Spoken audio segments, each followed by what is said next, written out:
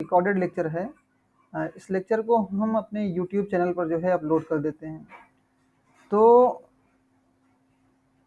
एक complete strategy के साथ हम सारे ऑल्टरनेट यूनिट्स जो हैं एग्जामिनेशन के उसको कवर करते हैं।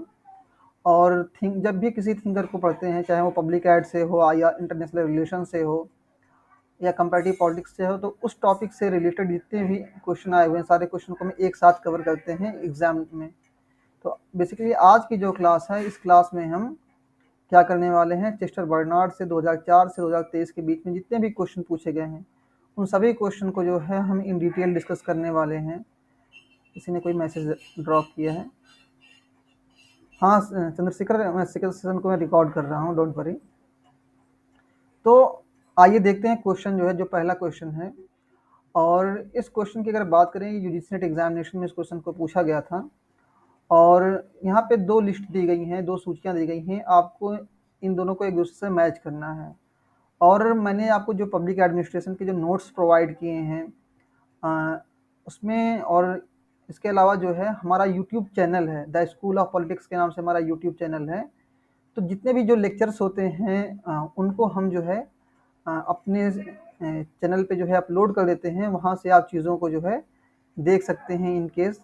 और अभी मैंने थोड़ी देर पहले जो है वीडियो तो मैंने पहले अपलोड कर दी थी, लेकिन जो है उसको मैंने पब्लिक नहीं किया था, उसमें कुछ जो एडिटिंग करनी थी तो उसको मैंने एडिट करने के बाद जो है अभी 2 घंटे पहले जो है मैंने इसको जो है यहाँ पे कर दिया। तो इस लेक्चर में आप सारी डिटेल पूरी देख सकते हैं कि यहाँ पे मैं किन किन चीज़ों के बारे में बात कर रहा हूँ। तो चेस्टर बर्नार्ड के जितने भी कॉन्सेप्ट हैं इस वीडियो में आप देख सकते हैं। और आज यहाँ हम लाइव सेशन में जो है क्लास को कवर कर रहे हैं। मेरी कोशिश ये कि मैं लाइव सेशन के ज़रिए से और रिकॉर्डेड लेक्चर्स के ज़रिए से सारे क्वेश्चन आपको करा दूँ। एटलीस्ट जो थियरी ऑफ एडमिनिस्ट्रेशन के जो क्वेश्चन है वो आपको करा दे, ताकि एग्ज़ाम में जब इस पोर्शन से क्वेश्चन आए, हमेशा हर साल इस पोर्शन से एग्ज़ाम में क्वेश्चन होते हैं, तो आप इसको अटेम्प्ट कर सकें एटलीस्ट। तो देखते हैं ये पहला क्वेश्चन जो है, इसमें कुछ कॉन्सेप्ट दिए गए हैं, उसको आपको मैच करना। जैसे कि आप देखें नोट्स में भी और उस लेक्चर में भी मैंने बताया है कि ये जो कॉन्सेप्ट है जोन ऑफ इंडिफरेंस का,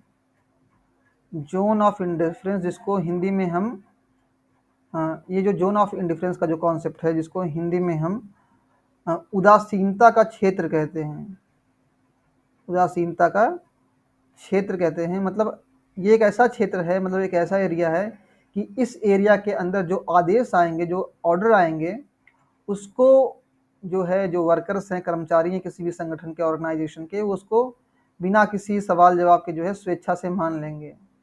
और जोन ऑफ इंडिफरेंस में आने के लिए किसी भी ऑर्डर को, किसी भी आदेश को कुछ क्राइटेरिया उसको फुलफिल करना पड़ेगा, तभी वो जोन ऑफ इंडिफरेंस में आएगा। इसको अभी हम जोन ऑफ इंडिफरेंस के कॉन्सेप्ट को इन डिटेल डिस्कस करेंगे। पहले हम इस क्वेश्चन को देखते हैं। तो ये जो यहाँ पे आप देख रहे हैं चेस्टर बर्नार्ड, ये जो कॉन्सेप्ट उन्होंने दिया है जोन ऑफ इंडिफरेंस का। और थियरी ऑफ एडमिनिस्ट्रेशन में आप देखेंगे तो लेनिसिस जो रिकर्ट हैं, ये भी एक व्यवहारवादी बिहेवियरल थिंकर हैं, और इन्होंने पार्टिसिपेटिव मैनेजमेंट का कॉन्सेप्ट दिया है। इस तरह के क्वेश्चन को करना इजी होता है, लेकिन आपको एग्ज़ाम में जो है बहुत ही समझदारी से ऑप्शन को चूज़ करना पड़ेगा। जैसे कि हमने ए को सेकंड से मैच कर दिया।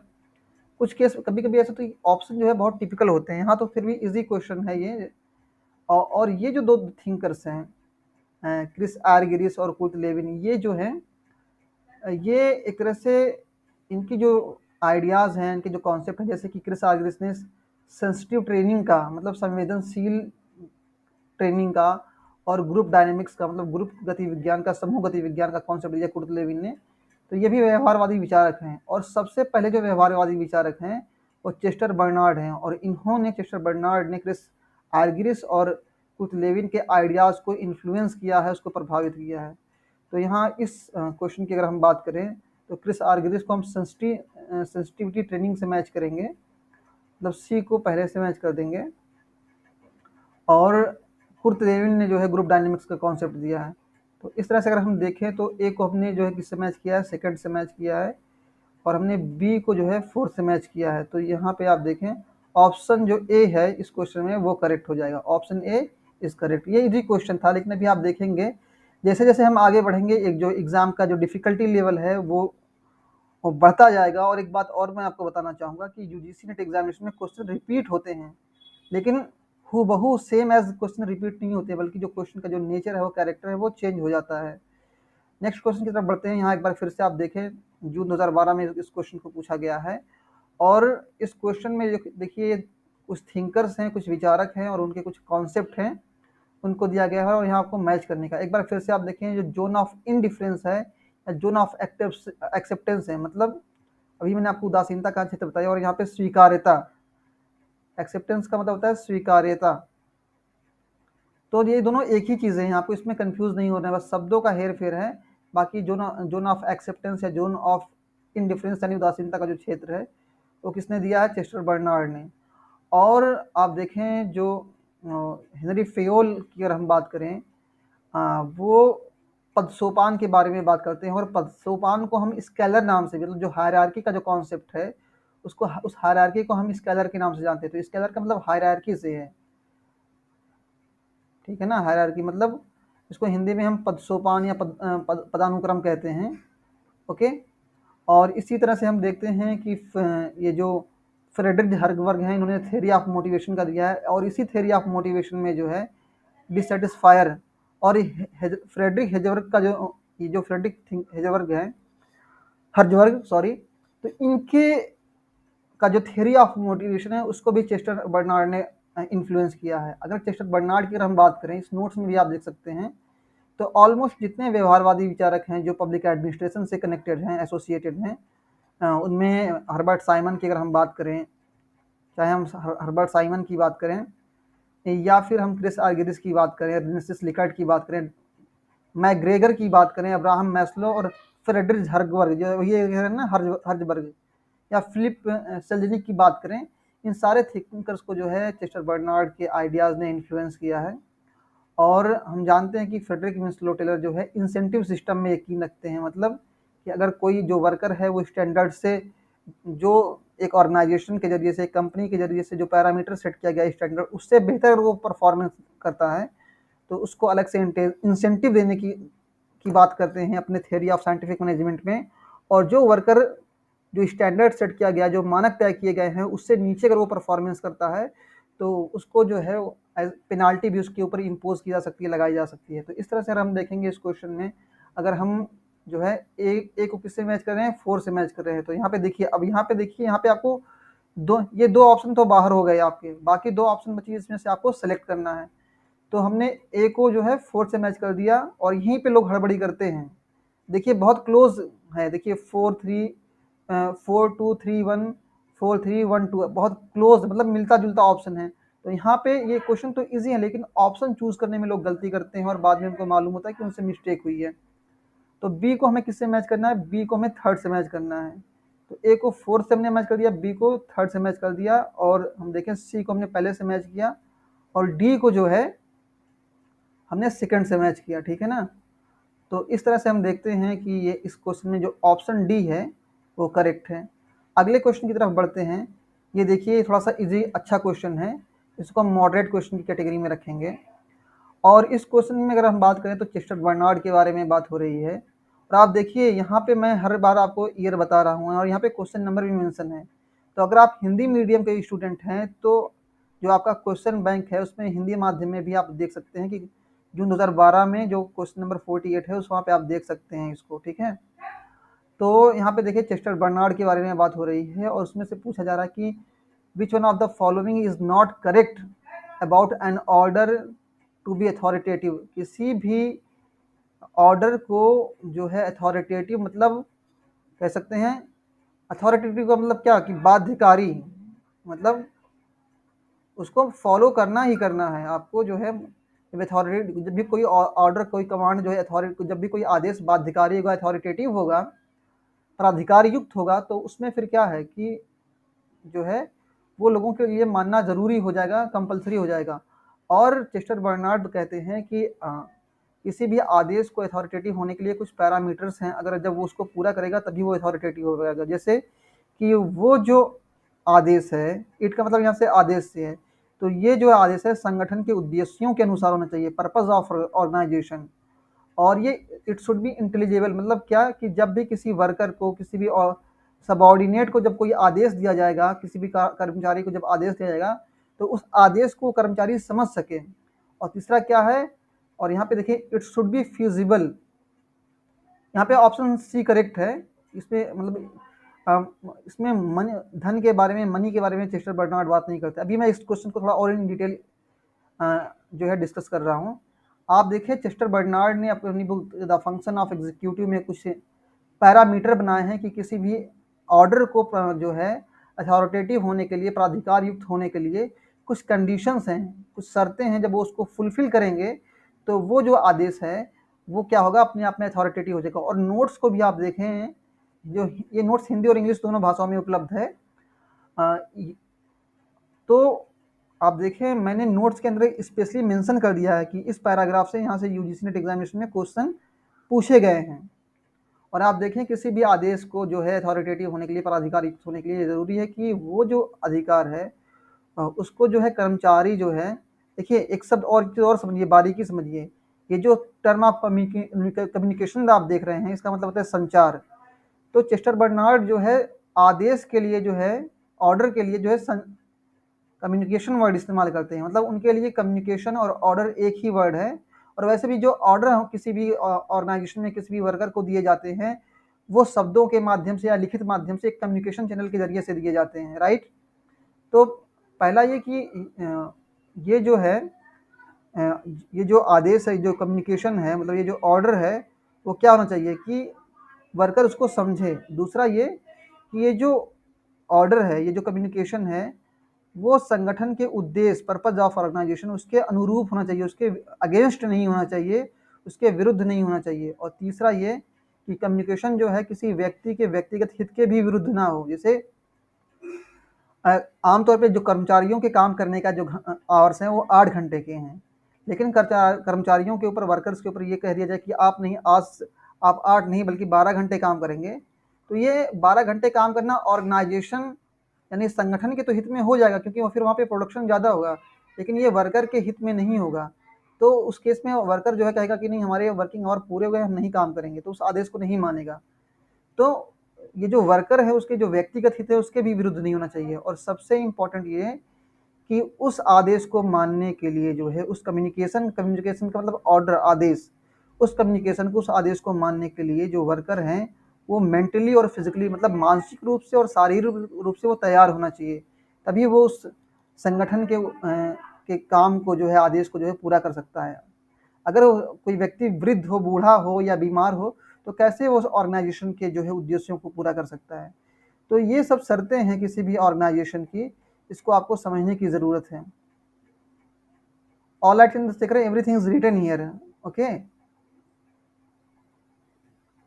Don't worry, everything is written here, you should not worry about the language. ज़्यादातर जो स्टूडेंट्स हैं अभी वो इग्नू के एग्जामिनेशन में या उनके कुछ, मतलब ऑलमोस्ट जो जितने भी टीचर हैं वो किसी के, जो स्टूडेंट्स हैं वो किसी ना किसी एग्ज़ाम में वो बिजी हैं। और ऐसा भी नहीं कि जो लोग नेट की तैयारी करते हैं वो सिर्फ नेट के लिए ही पढ़ते हैं, बहुत से लोग ऐसे कॉम्पिटिटिव एग्ज़ाम के लिए भी पढ़ते हैं।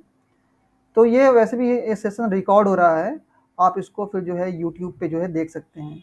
अगला जो क्वेश्चन है इसमें जोन ऑफ इंडिफरेंस के बारे में बात हो रही है, उदासीनता के क्षेत्र के बारे में बात हो रही है। तो इस कॉन्सेप्ट को भी जो है आप देखें, ये जो कॉन्सेप्ट है उदासीनता का क्षेत्र जो है, इसको चेस्टर बर्नार्ड ने दिया। तो ये तो इजी क्वेश्चन है जो 2012 में पूछा गया। नेक्स्ट क्वेश्चन की अगर हम बात करें, यहाँ पे कुछ बुक्स के नाम दिए गए हैं। आप जैसे कि फॉर एग्जांपल मैंने अपने यूट्यूब शॉर्ट में भी बताया है कि द फंक्शन ऑफ एग्जीक्यूटिव, इस बुक को जो है चेस्टर बर्नार्ड ने लिखा है, हर्बर्ट साइमन ने लिखा है एडमिनिस्ट्रेटिव बिहेवियर बुक को, वॉल्डो ने लिखा है ideas and issues in the public administration, और डीमॉक, मार्शल ई डीमॉक जो है वो जाने जाते हैं फिलॉसफी ऑफ एडमिनिस्ट्रेशन के लिए, इस बुक के लिए। तो इस तरह से देखें, एक को हम 4 से मैच करें ये तो यहाँ पे ऑप्शन बी करेक्ट हो जाएगा। अगले क्वेश्चन की तरफ बढ़ें।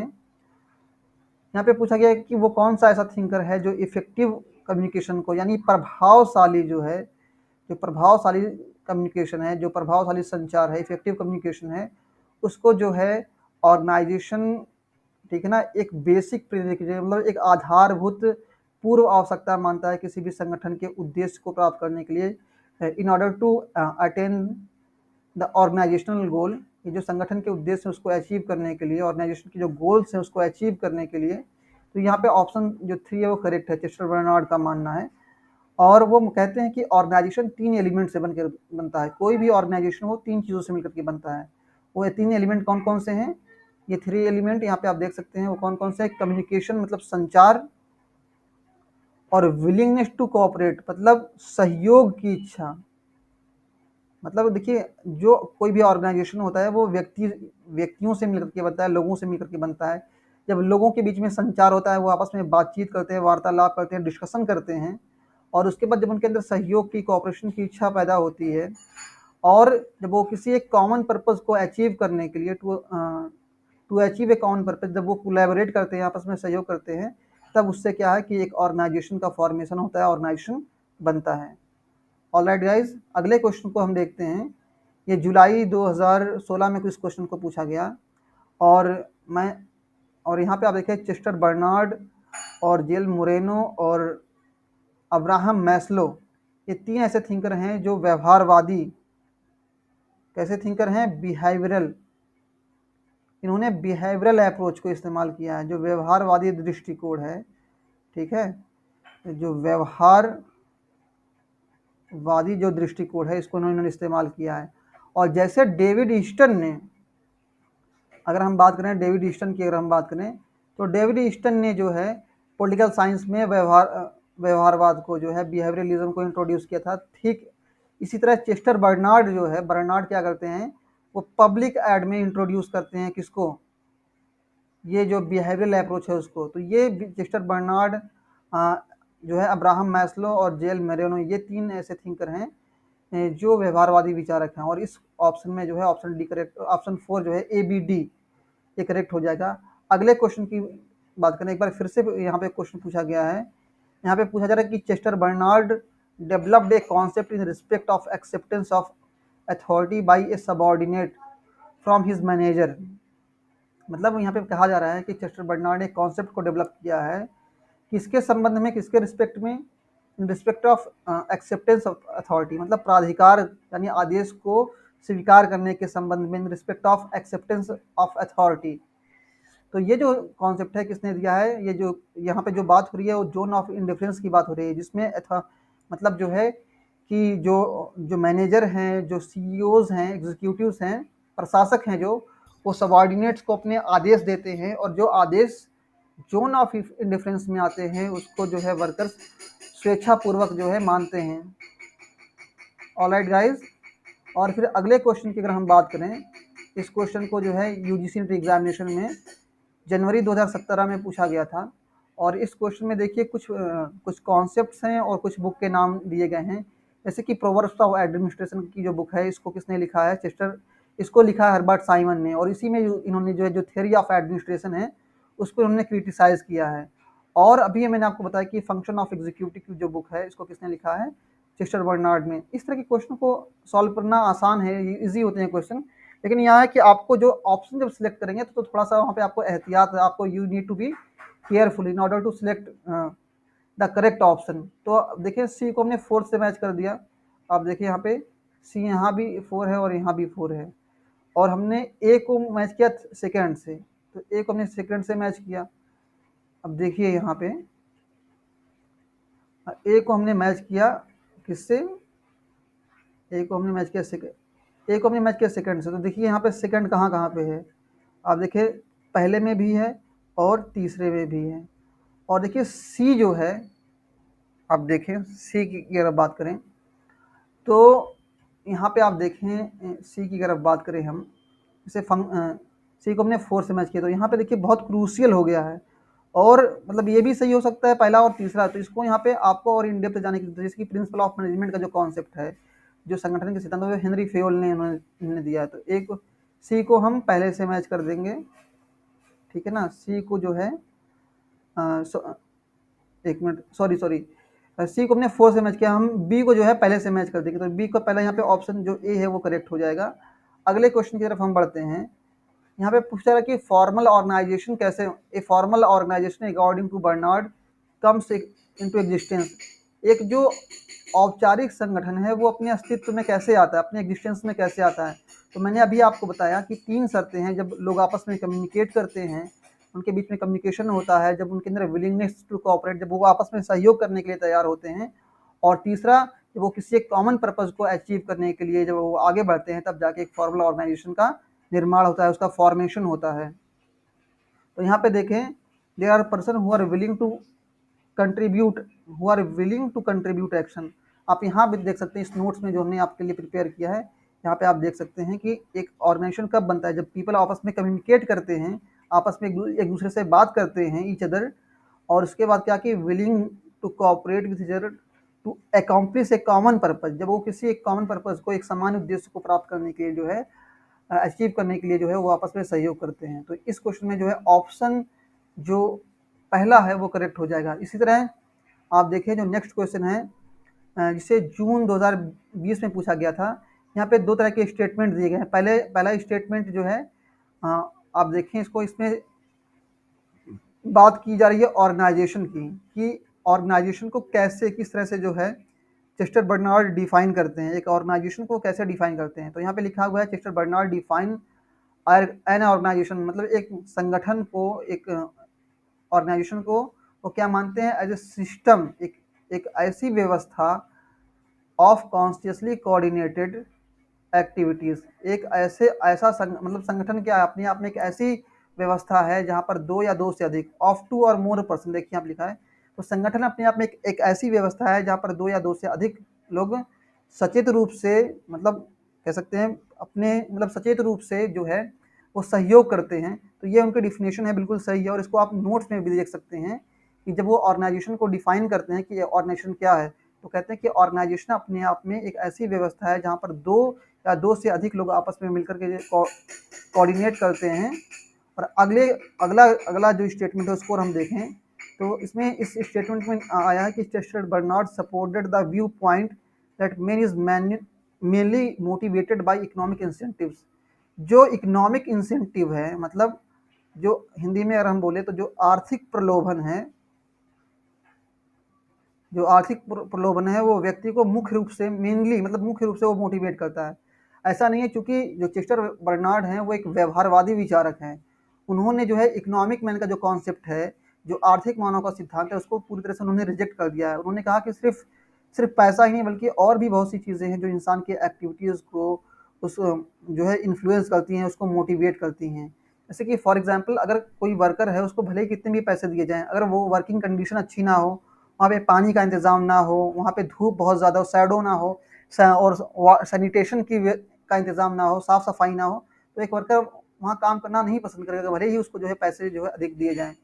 तो ये जो ऑप्शन है, स्टेटमेंट 2 जो है, जो दूसरा कथन है, ये इनकरेक्ट हो जाएगा और पहला सही है। तो यहाँ पे ऑप्शन 3 जो है वो करेक्ट हो जाएगा। अगले क्वेश्चन की तरफ बढ़ते हैं। एक बार फिर से आप देखें, यहाँ पे बुक्स और कॉन्सेप्ट दिए गए हैं।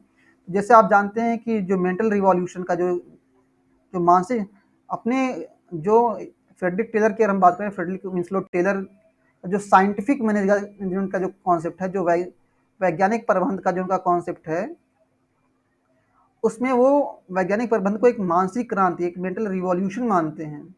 और जैसा कि अभी मैंने आपको बताया कि the function of the executive, ये बुक किसकी है, चेस्टर बर्नार्ड की है। और इसी तरह पीटर एफ ड्रकर की अगर हम बात करें, तो वो उनका एक कॉन्सेप्ट है मैनेजमेंट बाय ऑब्जेक्टिव, मतलब उद्देश्यों के अनुसार, किसके जरिए से, किसके अनुसार, उद्देश्यों के अनुसार या उद्देश्यों के द्वारा, मतलब उद्देश्यों के द्वारा प्रबंधन, मतलब किसी भी ऑर्गेनाइजेशन के जो उद्देश्य हैं उसी के अनुसार किसी भी ऑर्गेनाइजेशन का जो है प्रबंधन करना। और अब्राहम मैस्लो पे तो मैंने एक सेपरेट लेक्चर बनाया है, आप यूट्यूब पे जा करके देख सकते हैं। यहाँ पे जो मैंने एक वीडियो भी बना रखी थी अब्राहम मैस्लो के ऊपर में, आप यहाँ देख सकते हैं। अब्राहम मैस्लो का जो थ्योरी ऑफ मोटिवेशन है, मैंने उसको जो है बहुत इन डिटेल डिस्कस किया है। ये देखिए यहाँ पे, ये जो आप देख रहे हैं ना यहाँ पे, ये जो वीडियो है, तो इसमें आप देखें थ्योरी ऑफ मोटिवेशन को मैंने जो है, इसको थ्योरी ऑफ मोटिवेशन को भी कवर किया, और साथ में जो क्वेश्चन आए हुए हैं उसको भी मैंने इन डिटेल डिस्कस किया है, उसको कवर किया मैंने। और अगले क्वेश्चन की अगर हम बात करें, ठीक है, यहाँ पे यार आप देखें, इसमें पूछा गया है कि which one of the following falls under the zone of indifference. तो ये जो उदासीनता का क्षेत्र है, जो जोन ऑफ इंडिफरेंस है, उसमें किस तरह के आदेश आते हैं, उसमें किस तरह के आदेश आते हैं। जोन ऑफ इंडिफरेंस में ऐसे आदेश आते हैं, ऐसे ऑर्डर आते हैं जिनको जो सबऑर्डिनेट हैं, जो कर्मचारी हैं, जो वर्कर हैं, वो स्वेच्छा से मान लेते हैं, मतलब बिना किसी क्वेश्चन को किए हुए। तो ठीक है ना, बिना मतलब those which are unquestionably acceptable, मतलब ऐसे आदेश, ऐसे कमांड, ठीक है ना, ऐसे आदेश, ऐसे ऑर्डर, ठीक है, इनको जो है जो वर्कर्स हैं, जो सबऑर्डिनेट है, बिना किसी सवाल जवाब के, बिना किसी क्वेश्चन के अनक्वेश्चनेबली भी एक्सेप्ट करते हैं, ठीक है ना। और ये जो लास्ट क्वेश्चन है यहाँ पे देखें, यहाँ पे पूछा गया है according to Barnard, Chester Barnard के अनुसार ऑर्गेनाइजेशन हैज 3 एलिमेंट, ऑर्गेनाइजेशन के 3 तत्व हैं, वो कौन कौन से हैं? कम्युनिकेशन मतलब संचार, विलिंगनेस टू कोऑपरेट मतलब सहयोग की भावना, किसकी भावना? सहयोग की भावना। और जो तीसरा ऑप्शन है कॉमन पर्पस, यानी सामान्य उद्देश्य, एक सामान्य उद्देश्य की वो बात करते हैं। और चौथा आर्थिक रिसोर्स, मतलब इकोनॉमिक रिसोर्स, मतलब आर्थिक जो स्रोत हैं उसकी। तो मैंने आपको अभी बताया कि जो है चेस्टर बर्नार्ड कहते हैं कि 3 एलिमेंट से मिलकर के ऑर्गेनाइजेशन, कोई भी संगठन जो है 3 एलिमेंट से मिलकर के बनता है। वो एलिमेंट कौन कौन से हैं? वो एलिमेंट हैं कम्युनिकेशन, जैसा कि आप यहाँ पे देख सकते हैं 3 एलिमेंट के बारे में बात हो रही है। कम्युनिकेशन मतलब संचार, willingness to corporate and common purpose. Alright guys, तो ये 3 चीज़ें हैं। तो अगर इस क्वेश्चन की बात करें तो इसमें ऑप्शन जो है पहला, दूसरा, तीसरा, मतलब ऑप्शन 1, 2 एंड 3 आर करेक्ट, इसमें सही हो जाएगा। ये जो चौथा ऑप्शन है ये इनकरेक्ट है। ठीक है guys, so I think we are done for today, और होपफुली हम कल किसी नए टॉपिक के साथ मिलेंगे। ज़्यादातर लोग बिजी हैं, उनके एग्ज़ाम्स चल रहे हैं, और नेट का भी एग्ज़ाम बहुत करीब में है। पेपर 1 भी उतना ही इंपॉर्टेंट है जितना कि पेपर 2। और